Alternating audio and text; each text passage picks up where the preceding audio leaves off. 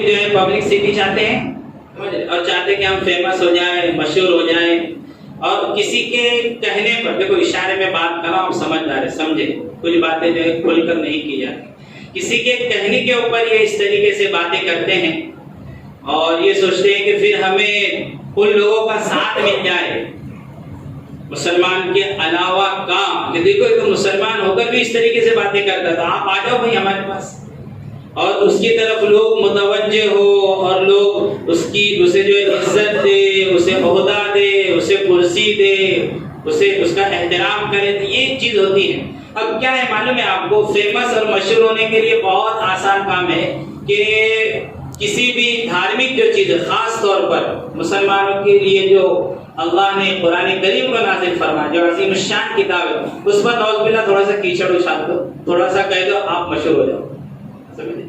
تو بس یہ چاہتا ہے میں مشہور ہو جاؤں، میں معروف ہو جاؤں، میں فیمس ہو جاؤں، اور پھر مجھے پروٹیکشن بھی ملے، لوگوں کی نظر میں آ جاؤں، لوگ میری طرف متوجہ ہو جائے، اور پھر مجھے عہدہ مل جائے، مجھے کرسی مل جائے، اور یہ کرتا نہیں، کروایا جاتا ہے، ٹھیک ہے، اختلافات ہو، آپس میں لڑے، لیکن الحمدللہ سپریم کورٹ سے ہمیں امید ہے ماشاءاللہ، جو جج بیٹھے ہوئے ہیں، اور ہمیں قانون کے اوپر اور اس کے جو اصول ہے، جو رولز اور ریگولیشنز ہیں، ہمیں انشاءاللہ بالکل اطمینان ہے کہ اس نے جو اپیل کی ہے اس کی اپیل کو رد کیا جائے گا، اور اللہ نے چاہا انشاءاللہ ثم انشاءاللہ تو اس کو سلاخوں کے پیچھے بھی ٹھوسا جائے گا، اور باقاعدہ اس کے اوپر جرمانہ بھی عائد کیا جائے گا، کیونکہ جو دھارمک چیزیں ہیں، جو دھارمک کتابیں، چاہے وہ گیتا ہو، چاہے بائبل ہو، چاہے قرآن ہو، چاہے انجیل ہو، جو بھی ہو، اس کے اوپر کوئی بھی انگلی نہیں اٹھا سکتا،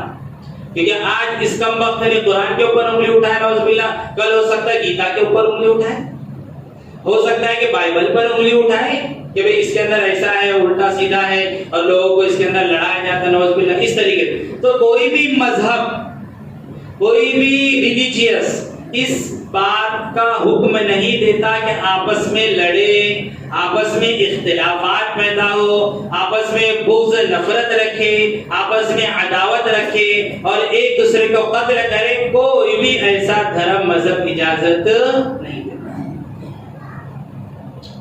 ہندوتوا نام ہے محبت کرنے کا۔ گیتا اگر آپ پڑھیں گے تو اس کے اندر لکھا ہوگا کہ پریم یہ سب سے بڑی چیز ہے، اور جو کسی بندے سے پریم کرتا ہے، محبت کرتا ہے، بھوکے کو کھانا کھلاتا ہے، ننگے کو کپڑا پہناتا ہے، تو ایشور اس سے بہت زیادہ خوش ہوتا ہے۔ یہ ہے گیتا کے۔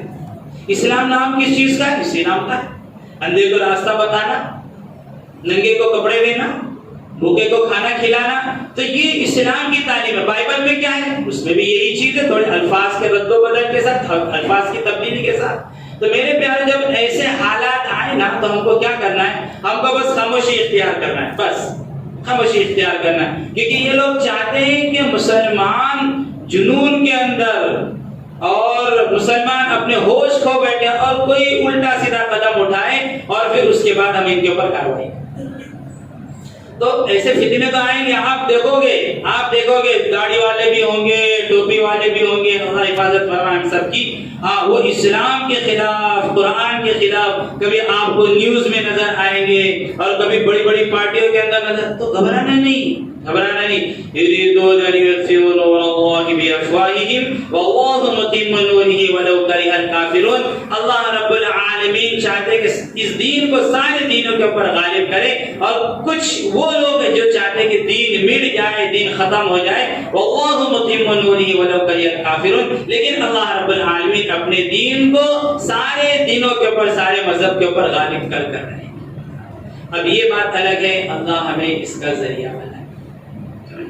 تو فتنے جب اٹھیں گے، داڑھی والوں کو بھی دیکھو، آپ بولے ارے داڑھی والے اتنے بڑے مولانا صاحب دیکھ رہے ہو، مولانا صاحب کچھ نہیں ہے بھائی، ایک پلان ہے، یہ ایک سازش ہے، یہ ایک فتنہ ہے کہ اس طریقے سے اسلام کے بارے میں، قرآن کے بارے میں، مسلمانوں کے بارے میں الٹا سیدھا کہا جائے، تاکہ مسلمان پاگل اور دیوانہ ہو کے کوئی غلط قدم اٹھا اور فتنہ پسند۔ تو ہم کو ایسے وقت کے اندر کیا کرنا ہے ایسے وقت کے اندر ایسے لوگوں کو نظر انداز کرنا ہے. اس کی بات ہی نہیں, میں تو سمجھتا ہوں کہ اس کی بات کرنا ہی وقت کو ضائع کرنا ہے. سمجھ لیں آپ, اس کو اگنور کرو, نظر انداز کرو, کچھ ہوا ہی نہیں, کیونکہ یہ چاہتا ہی ہے. اور ہونا یہ چاہیے کہ ہر بندہ, ہر انسان, ہر شخص اس کا بائیکاٹ کرے. کس طریقے سے کہ اگر ہو سکے تو اس کے گھر والوں کو بھی چاہیے. اس کے گھر والے تو کہتے ہیں ہمارا کوئی تعلق نہیں, اس کے بھائی نے کہا ہے کہ ہمارا اس سے کوئی تعلق نہیں ہے, اور جو اس کے قریبی تعلقات والے ہیں وہ بھی اس سے کوئی تعلق نہ رکھے, اس سے کوئی لین دین نہ کرے, اس سے کوئی رشتہ داری نہ رکھے, کیونکہ یہ تو ایمان والا ہے ہی نہیں, یہ تو فتنہ پھیلانے والا ہے.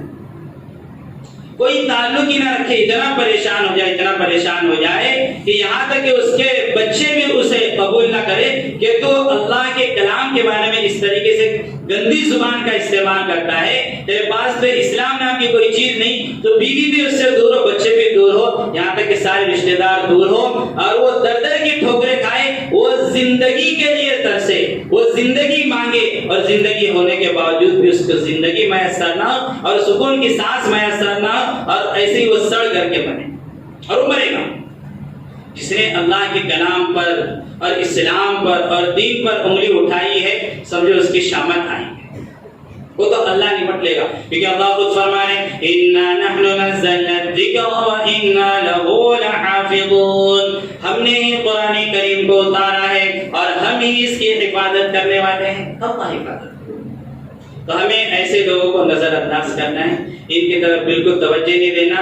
واٹس ایپ کے اوپر آ جائے, فیس بک پر آئے, بالکل اپنے کو آگے فارورڈ کرنے کی ضرورت ہے, ڈیلیٹ کر دو, وہیں پر ختم کرو اس چیز کو. اب دیکھو میرے پیاروں عزیزوں, حالات تو آتے ہیں, اس سے پہلے ماضی کے اندر بھی, پاسٹ میں بھی اس سے پر خطر حالات آئے, بہت زیادہ خطرناک حالات آئے ہیں اسلام پر بھی, مسلمانوں کے اوپر. یہ کوئی نئی چیز نہیں ہے, اور مستقبل کے اندر بھی اس سے بھی خطرناک حالات آئیں گے. کبھی مال کے اعتبار سے, کبھی جان کے اعتبار سے, کبھی کاروبار کے اعتبار سے, کبھی زراعت اور کھیتی کے اعتبار سے, ہاں آئیں گے. کیوں؟ اللہ خود فرمائے میں تمہاری آزمائش کروں. وَلَنَبْلُوَنَّكُمْ بِشَيْءٍ مِّنَ الْخَوْفِ وَالْجُوعِ وَنَقْصٍ مِّنَ الْأَمْوَالِ وَالْأَنفُسِ وَالثَّمَرَاتِ وَبَشِّرِ الصَّابِرِينَ. اللہ رب العالمین کیا فرما رہے ہیں؟ وَلَنَبْلُوَنَّكُمْ. اچھا وَلَنَبْلُوَكُمْ نہیں کہا, میں گرامر کے تعلق سے عربی سے تھوڑا سا آپ کو بتاؤں, تفصیل میں نہیں جا رہا. وَلَنَبْلُوَنَّكُمْ جہاں پر تشدید آتی ہے نا, اسے کہتے ہیں تانون ثقیلہ, یعنی شدت ہوتی ہے اس کے اندر. اس کا ترجمہ یہ ہوگا کہ ضرور بھی ضرور تمہیں میں آزماؤں. اللہ فرمائے دوسرے پارے کے اندر وَلَنَبْلُوَنَّكُمْ, ایک تو یہ تھا کہ وَلَنَبْلُوَكُمْ, میں تمہاری آزمائش کروں, میں تمہیں آزماؤں. لیکن یہاں پر اللہ کیا فرما رہے ہیں؟ وَلَنَبْلُوَنَّكُمْ, میں تمہیں ضرور بھی ضرور آزماؤں گا. دوسری جگہ پر کیا فرمایا؟ الف لام میم, سورہ عنکبوت کے اندر احسب الناس ان يتركوا ان يقولوا آمنا وهم لا يفتنون. لوگوں کا کیا گمان ہے جن لوگوں نے یہ کہا آمنا, ہم ایمان لائے, ان يقولوا آمنا, جنہوں نے کہا ہم ایمان لائے, وهم لا يفتنون, آزمائے نہیں جاؤ گے, آزمائے جاؤ. کیسے آزمائے گا اللہ؟ وَلَنَبْلُوَنَّكُمْ بِشَيْءٍ مِّنَ الْخَوْفِ, کبھی ڈرا کر, ایسا لگے کہ بس اب تو معاملہ ختم ہو گیا, اب تو ہمارا کچھ باقی نہیں رہا, بس اب تو یہ چند دن کی زندگی ہے, اب تو اسلام اور مسلمان آگے تک نہیں چل پائے گے. ایسے حالات آئیں گے. صحابہ کرام کو بھی ایسے حالات, اِذْ جَاءُوكُم مِّن فَوْقِكُمْ وَمِنْ أَسْفَلَ مِنكُمْ وَإِذْ زَاغَتِ الْأَبْصَارُ وَبَلَغَتِ الْقُلُوبُ الْحَنَاجِرَ وَتَظُنُّونَ بِاللَّهِ الظُّنُونَ هُنَالِكَ ابْتُلِيَ الْمُؤْمِنُونَ وَزُلْزِلُوا زِلْزَالًا شَدِيدًا.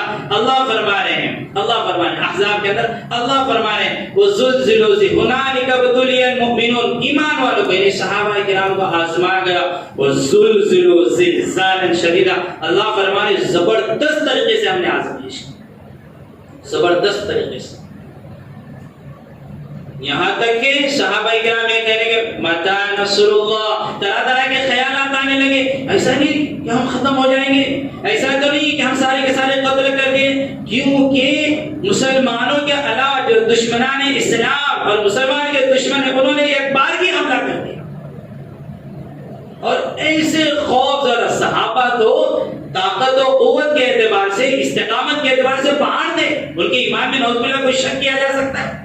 اللہ فرمانے وَإِذَا قِيلَ لَهُمْ آمِنُوا كَمَا آمَنَ النَّاسَ، ایسے ایمان لاؤ، ایسے یقین بناؤ